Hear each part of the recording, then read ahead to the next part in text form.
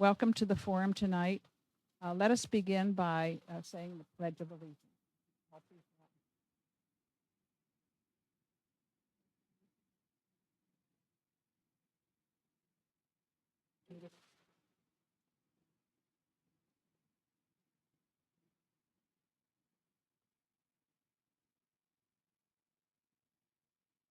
So good evening again, and welcome to the Senate District 14 debate tonight. We had expected Scott Pickering, the general manager of the East Bay newspapers, the media group, to be here. But instead, we'll have Susan doing an able job. This forum is presented by the League of Women Voters and the East Bay Media Group. The League of Women Voters has been holding candidates forums at local, state, and national levels since women got the vote in 1920. The League never supports or opposes candidates. The League holds voter registration drives, and members study issues important to in their regions. We invite you to learn more about the League by visiting our website, League of Women, lwvri.org.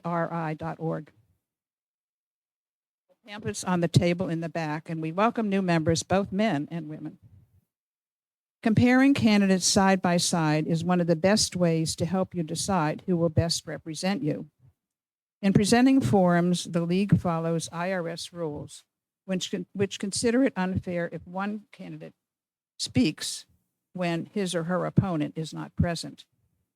We invited the candidates for House District 64, Jenny Furtado and Ashley Pereira, to debate tonight. Ashley did not respond. We would like to introduce Jenny, who was willing to participate. Thank you, Jenny. Would you please stand up? Yeah. Thank you. Thank you. Tonight we are hearing from candidates for State Senate District 14, Valarie Lawson and Brian Coogin. Our moderator, Susan, will ask questions which have been submitted in writing and which address issues that are important to you, the voters. Questions may be combined or paraphrased at Susan's discretion. Each candidate will have the same amount of time to speak. Each gets an opening and closing statement and will be asked 6 questions. The other candidate will have the same amount of time to comment on the question or the response. Each candidate also gets 8 wild cards of 30 seconds each that he or she can use to expand on any issue, bring up a new subject, or lengthen their closing statement. Your job as an audience is to please turn off your cell phones and hold your applause till the end of the debate. Now, Susan, welcome.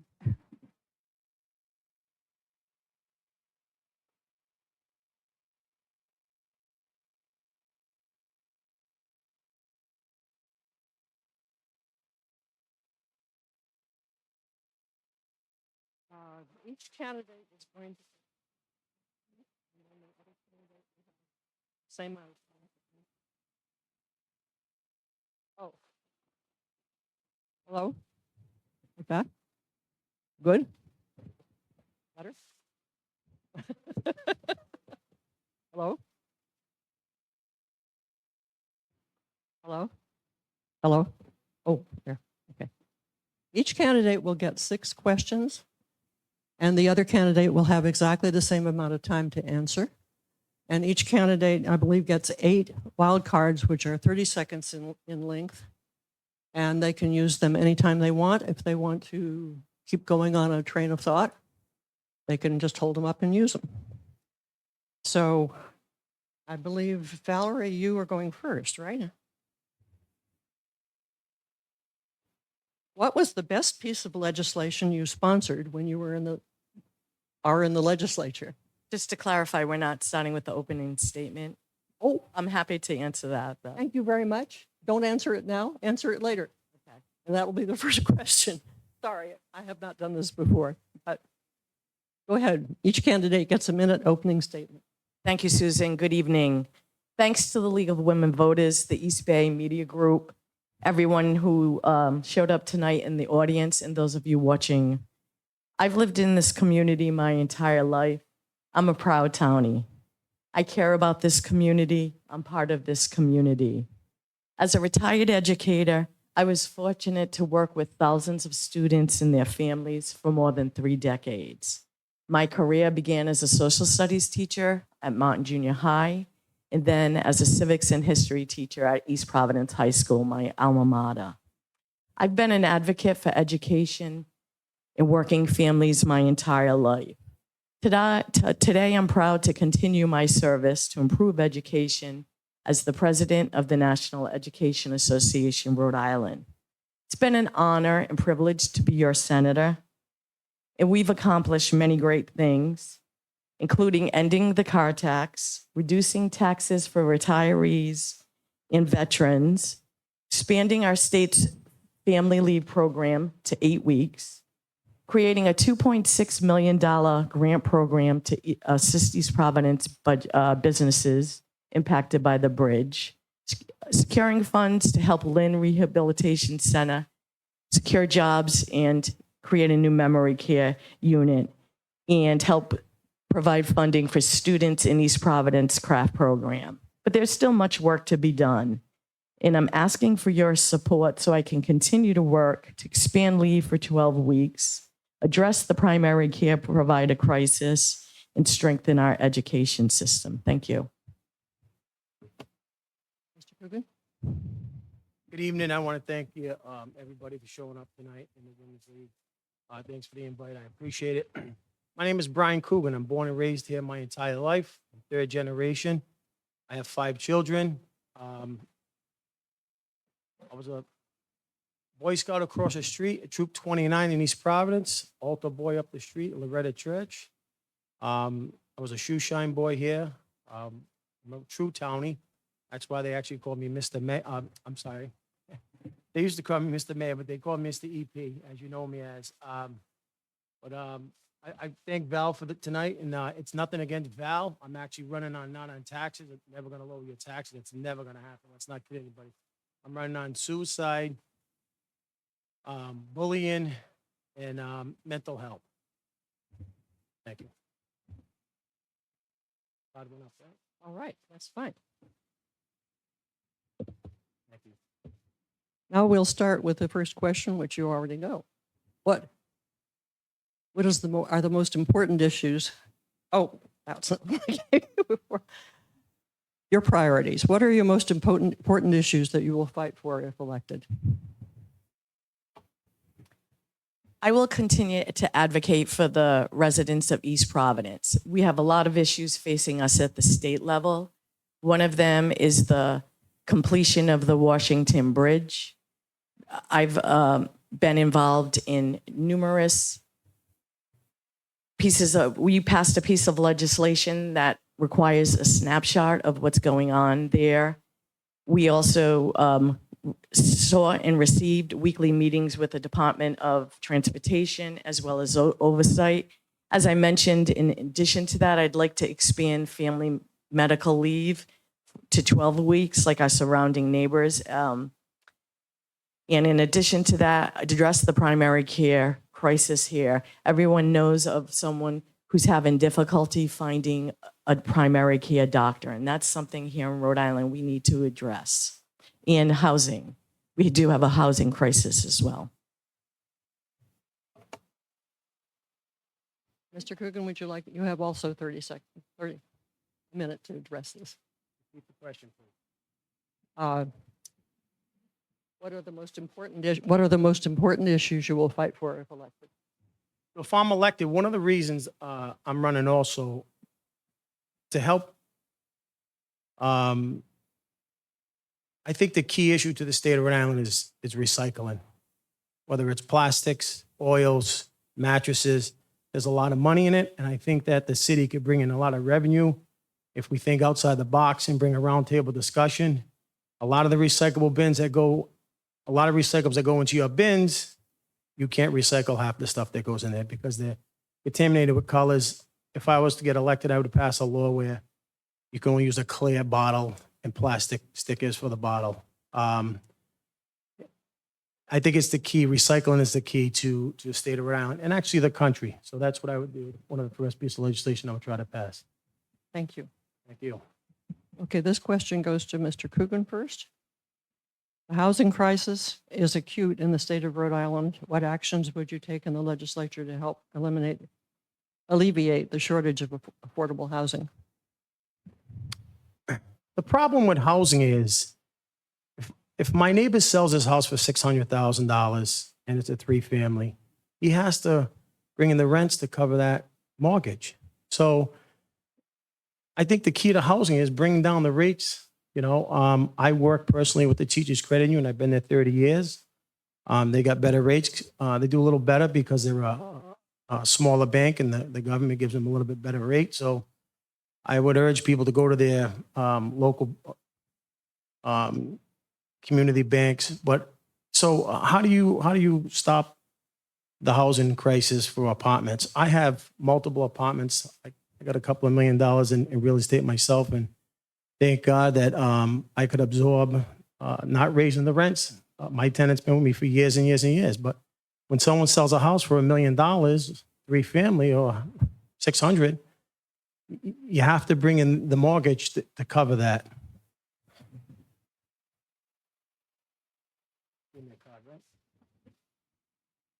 Told me to stop.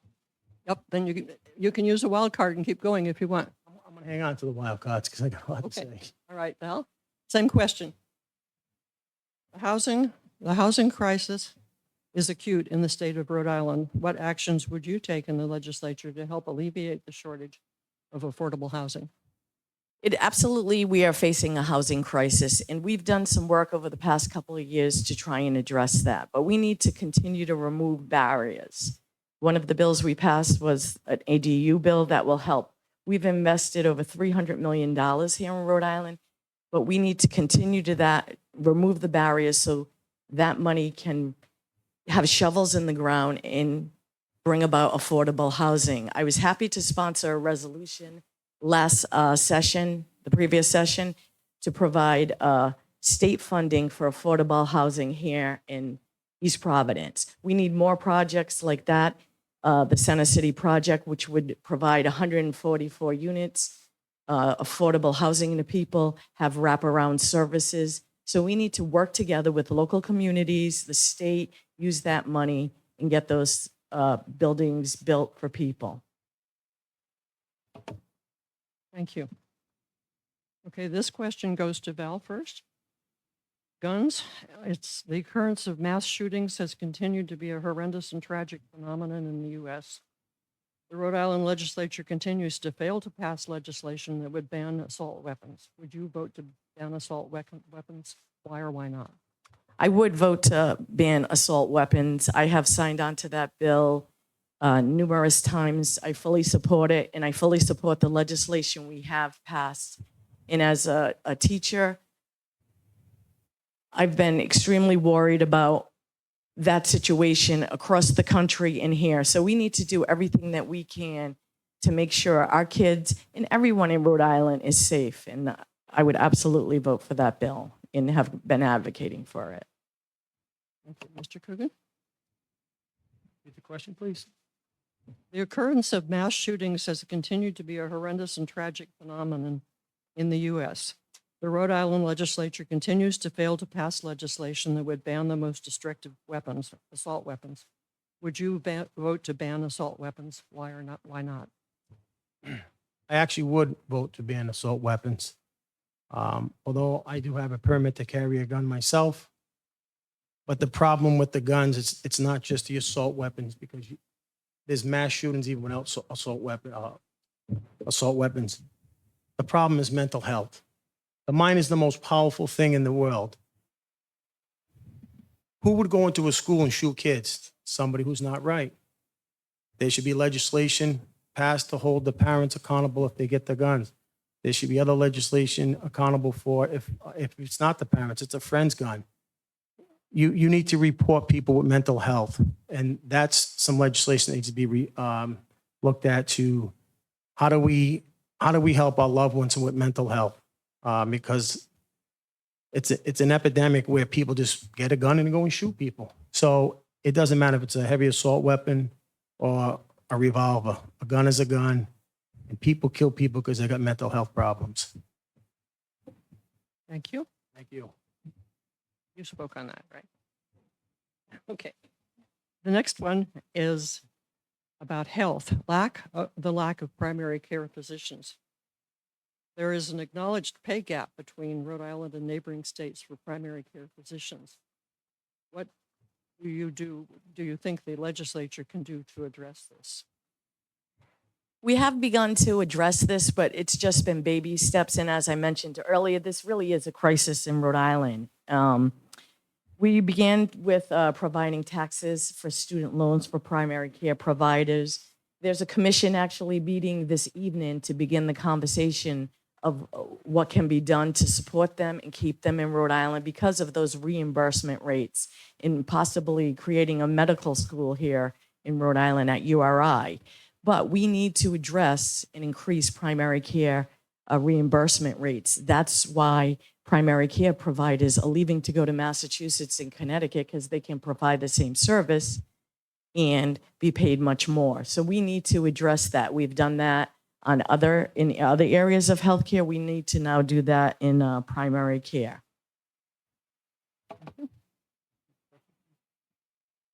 There is an acknowledged pay gap between Rhode Island and neighboring states for primary care physicians. What do you think the legislature can do to address this? It all comes down to money. That's what it all comes down to. So we have physicians leaving to other states because they get more money. Rhode Island's a tough state to do business in.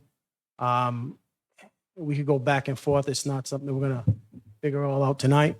Or I could give you an answer in a couple seconds. But so I have medical. I lose my job. I go to another job. They only, excuse me, I'm sorry. They only give me $2,000. I have to use several $1,000s before my medical kicks in. So we need to lower that for the families, number one. Number two is you got troopers leaving here. You got other police officers, fire department, because other states give a better deal. So we need to sit down and figure out how to keep them here. Okay, thank you.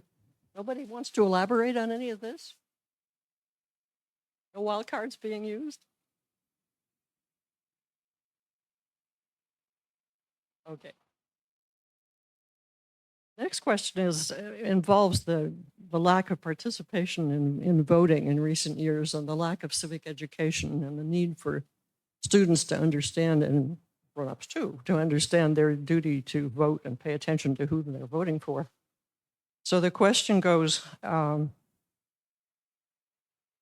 in Rhode Island, there's not sufficient funding for civics education in the school system. Would you advocate for a more comprehensive teaching of civics and support the critical funding necessary? I believe you're first, Mr. Coogin. Yes, I would. I would advocate, yes. Can you elaborate any? No, it's just I would support more. I don't, again, it's kind of hard in a couple of seconds to go forward on that. I'm going to use my time for some other stuff. Thank you. Absolutely. As a ninth grader at Martin Junior High myself, that's when I fell in love with civics and government.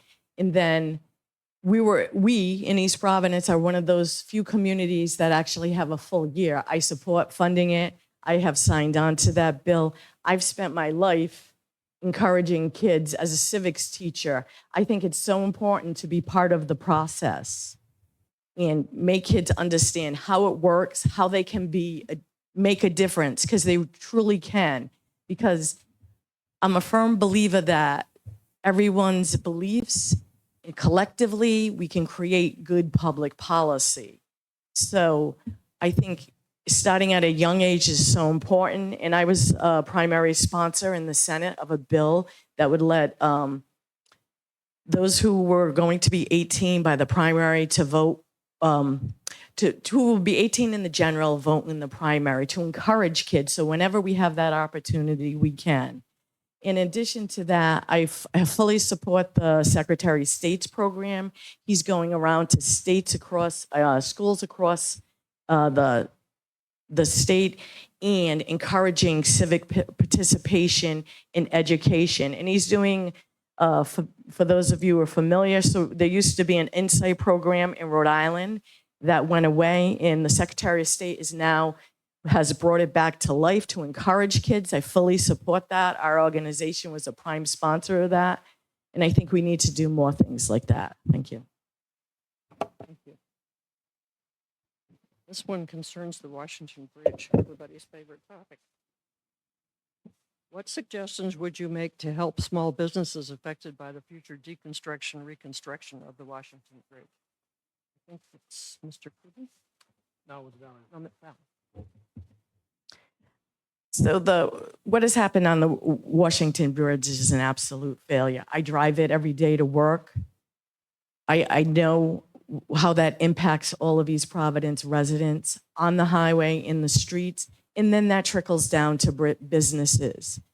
I was happy to advocate with other East Bay legislators to double the amount the governor put in the budget to equal $2.6 million for those businesses impacted, to get grants, not loans, grants, because that's what they need. But I think we need to, and I think the mayor's done a good job of promoting that businesses are open here in East Providence, and we need to support them and continue to do that. And at the state level, we need to do that in any way we can, in grants and other things. And that will be rolled out in the next week or two, that whole grant program. So we should continue that, monitor how businesses are doing, and continue to support them. Thank you. So that's the other reason why I'm running. I like to be at the table at that discussion for the new bridge. The new bridge, whoever's involved, we can't even get people to rebuild, because the people that are winning the bid are some of the people getting sued. I think there was some legislation passed, and Val, correct me, that they can only go back 10 years to sue the contract. Is that true? I just was curious. Okay. Well, there's a discussion that they can only go back 10 years for the contractors. I think we should sue. This should be a class action lawsuit. I think several people should be involved, being sued, and we should give that money to the small businesses. I'm a small business. I happen to be in the towing business. I'm actually ready to give my towing up, because I have to go over that bridge several times one way and several times back. So I'm working 2 and 3 times more for the money. And it hurts. So my trucks are $150,000 a piece. My insurance is $11,000 each. Yeah, absolutely. So each truck is $11,000. So I'm impacted very heavily on the small business side. Now if you start to go over the other side of the bridge, not to scare anybody, but the bridge abutments are starting to get dips in them, because it was designed for 4 lanes and not 6. So when all the traffic is sitting, because there's an accident, there's a lot of weight. So a lot more needs to be done. I think there could be a lot more to be done. And I actually went up to the State House a couple of weeks ago and spoke to the governor myself. I didn't have to pass any legislation to talk to him about it. Thank you. Keep going if you use the glove card. No, go ahead. Okay, thank you very much. Hey, this is the last formal question, and then you get to use all your wild cards and speak as much as you want. So what was the best piece of legislation you sponsored when you were in the legislature? I can't remember who started. I guess Val. No, Mr. Coogin. Well, there were several pieces of legislation. It's kind of hard. It was 24 years ago. But I know that when I was up at the State House, I was a good rep. The matter of fact, the former Speaker of the House endorsed me because I was so involved. I was on several committees. I was on labor. I was on corporation. I was on the bus board. I also was on the Boxing Athletic Commission. I'm looking to go forward. I'm looking for new things. And what I learned then, what I know now, is we really need to get a handle on mental health. So I've tried to push that the last time I was there, and it fell on deaf ears. But things have changed, and people are coming around to mental health. It's more important. Thank you.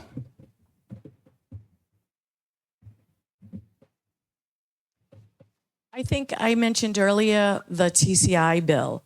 So the bill that was passed this year increases the number of weeks, also increases dependency allowance if you have a child from $10 to $20 a week.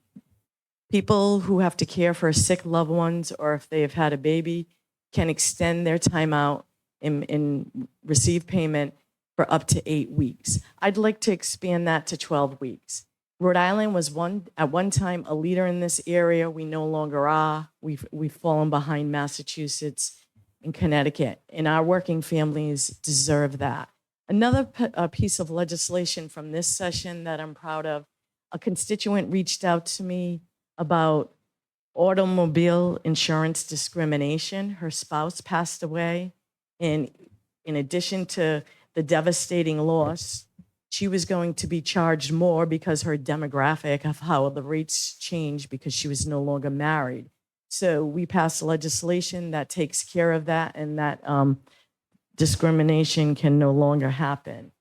I'm going to use a wild card. One of the things I wanted to just track back on the Washington Bridge.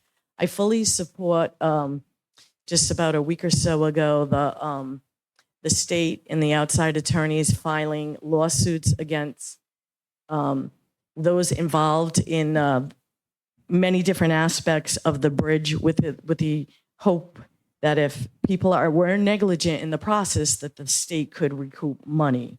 Fully support that. I intend to continue oversight hearings too and ask for the forensic report.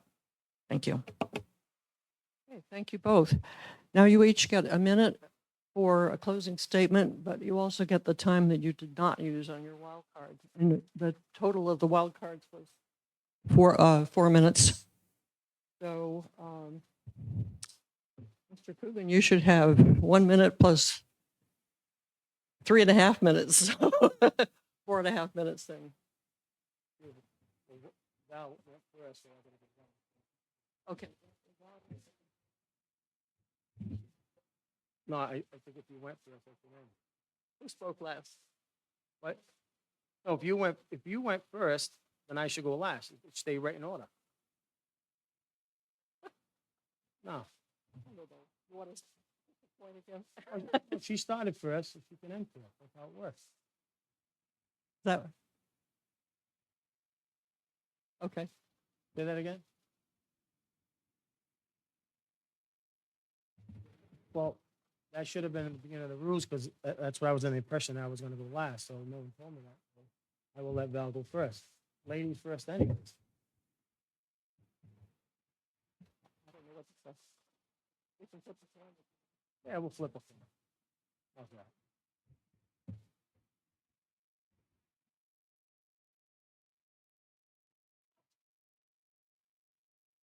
I'll take it.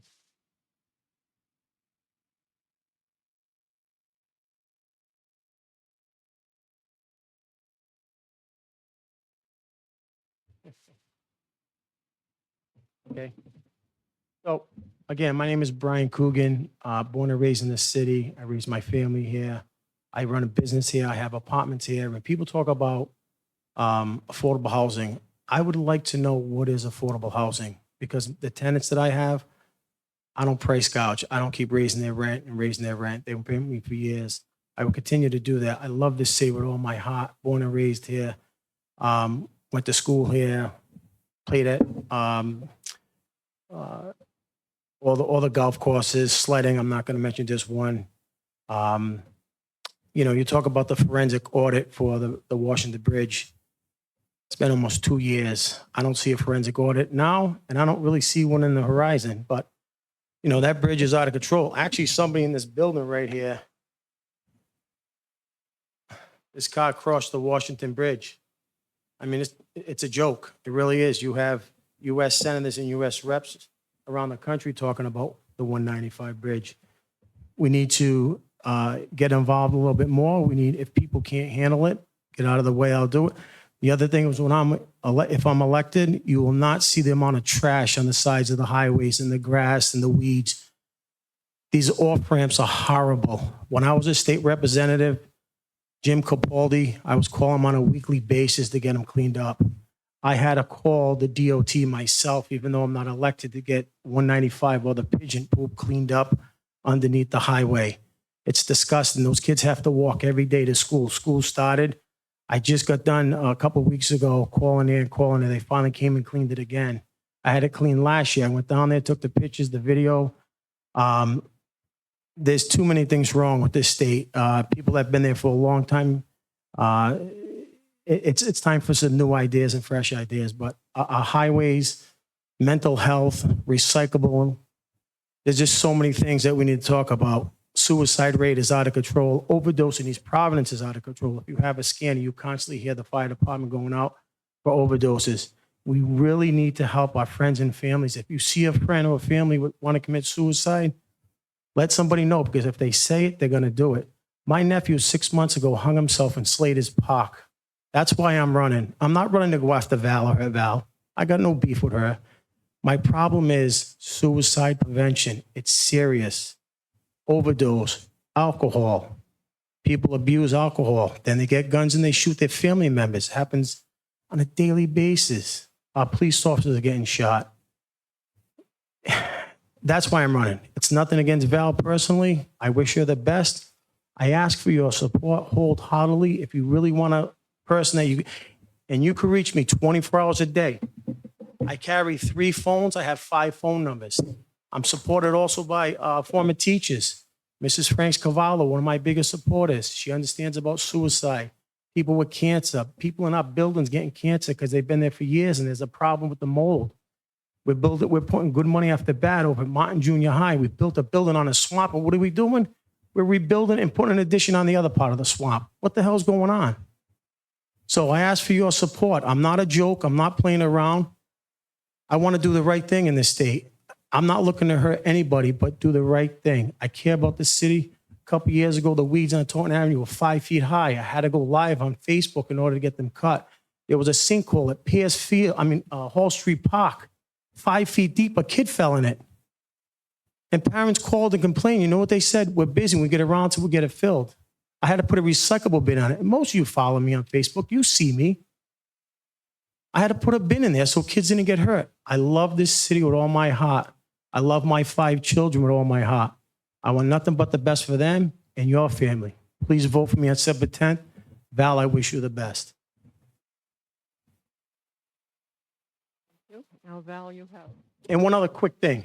I financed my own campaign. I didn't take 10 cents from anybody. I got several $1,000s in checks at my house. You're more than welcome to come see them. I financed my own campaign. No money from anybody. So when I get elected, if I get elected, God willing, up that State House, I am my own person. Most of you people know me. I'm pretty aggressive. I don't answer to anybody but the taxpayers. Check my finance campaign report. Nobody donated. I put my own money in there. Sorry about that. Thank you. Val, you have your 1 minute, your 6.5 wild cards, which would come to 3.5 minutes, so 4.5 minutes. Thank you. Thank you, everyone, for attending. Thanks to the League for sponsoring this debate, the East Bay Media Group, all of you here in the audience, those of you watching on TV, and anyone else who participated in the process. As I mentioned earlier, I'm a townie. I have a deep connection and understanding of our community. I lived here my whole life. I've taught here for over 32 years. I've been extremely fortunate to have worked with so many students, families here in East Providence, and to serve as your senator since 2018. I'm very proud of my record as your state senator. And as I mentioned, I've shared many of these accomplishments with you. But there's so much more work to be done. We need to help small businesses here in East Providence. We need to make sure that people can age in their homes. We need to continue to invest in education. This year, the General Assembly increased funding for education by $70 million. At one point here in East Providence, with the governor's budget amendment, we were slated to lose $1.1 million, but we advocated for that to be restored. So it's so important that our kids are taken care of in the state budget. As you know, I care deeply about this community. I believe in public service. And the question on the civics is a perfect example for me. It's something I truly believe in as an educator, as someone, as an elected official. And I believe collectively we can all come together. We have the ability to make a difference. I ran in 2018 to create good public policy. Grateful that I've been able to have this opportunity to be a part of it and to protect women's health care along the way. But I still think we can improve the lives of townies and Rhode Islanders. And that's why I would like to continue to work together with all of you and listen to your feedback and advocate and fight for you at the State House and the General Assembly. So with your support, I hope to continue to work for you and bring these initiatives forward and make our lives better. So I hope you'll join me in this effort, and I'd be honored once again to have your support on September 10th. Thank you so much. Thank you. Thanks to both candidates.